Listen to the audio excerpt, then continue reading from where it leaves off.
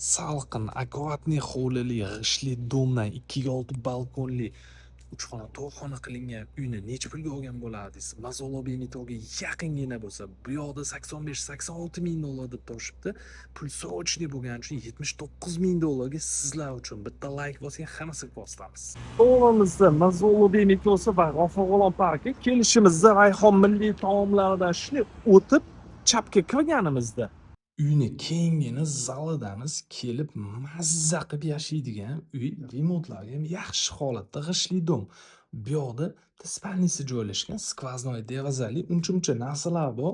Ozgina narsangizni olib kelib yashasangiz bo'ladi. Podyezddan kirish eshik. Bu yoqda esa kattagina detskisi joylashgan, sanuzelari ham alohida. Bunaqa narxga pul срочный bo'lgani uchun qo'yildi. Uyimiz 3 xona, 4 xona qilingan 70 kvadratli uy.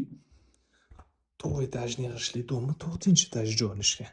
Kuxnya joyi shunaqa o'tiradigan joy qilib qo'yilgan. Kuxnyasi 2x6 balkonga o'tiradigan joylar bilan chiqazilgan. Podpiskani bosib bemalol qiling, bosing.